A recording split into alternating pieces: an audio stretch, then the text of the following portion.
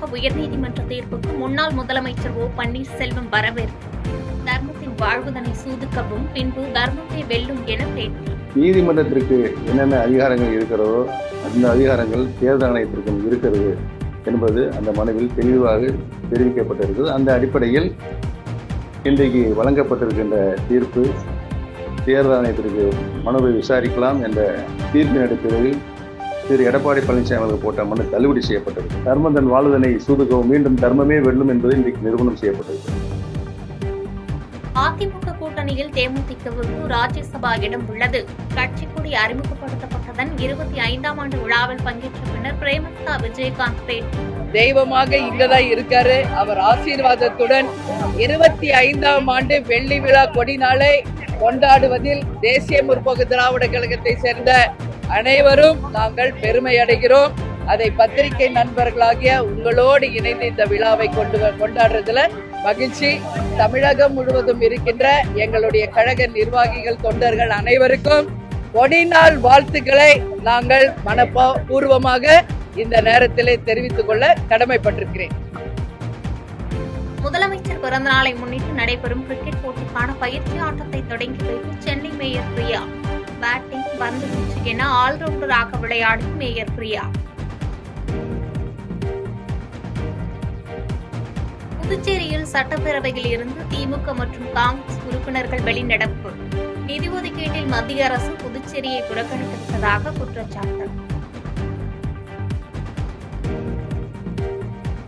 புதுச்சேரி பேரவையில் சபாநாயகர் இருக்கை முன்பு அமர்ந்து தர்ணாவில் ஈடுபட்ட சுயேட்சை எம்எல்ஏ கூட்டத்தொடர் முழுவதும் சஸ்பெண்ட் செய்து நடவடிக்கை. அதான் நான் நம்பிக்கையில்லா தீர்மானத்தை என்ன செய்யறீங்கன்னு கேக்குறாரு. வெளியில என்ன சொல்றாரு, நான் எதிர்கொள்ளாத வந்து உட்காந்தீங்கன்னு அதை பத்தி வாய் திறக்க மாட்டாரு. அதை கேட்டாக்கா சட்டசபை காவலர்கள் விட்டு வெளியேற்ற சொல்றாரு. இது என்ன ஜனநாயகம்?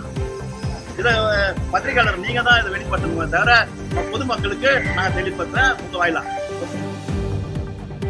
உதகை மைசூர் சாலையில் வேகமாக ஓடிய காட்டெருமை இருசக்கர வாகனத்தில் மோதியது.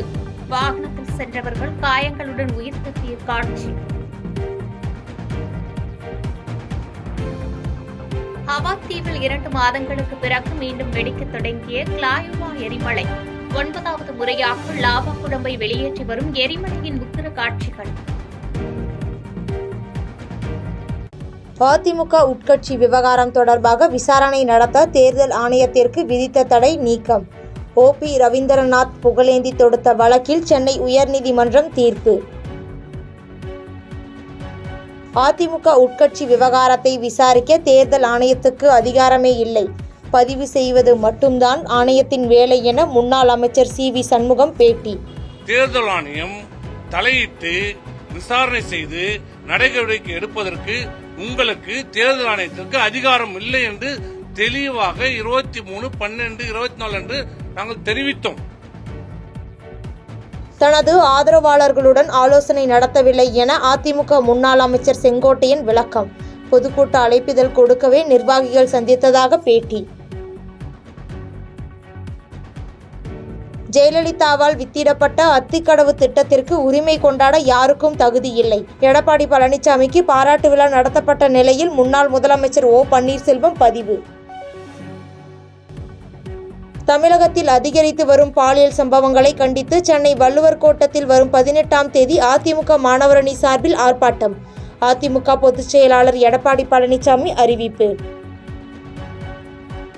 தமிழகத்தில் அதிகரிக்கும் பாலியல் வன்கொடுமைகளை தடுப்பது தொடர்பாக தலைமை செயலாளர் முக்கிய ஆலோசனை கூட்டத்தில் டிஜிபி சங்கர் ஜிவால் மற்றும் பல்வேறு அரசு துறை செயலாளர்கள் பங்கேற்பு. உத்தரப்பிரதேச மாநிலம் அயோத்தியில் உள்ள குழந்தை ராமர் கோயிலுக்கு ஏராளமான பக்தர்கள் வருகை. மக்கி பூர்ணிமாவையொட்டி சிறப்பு வழிபாடு.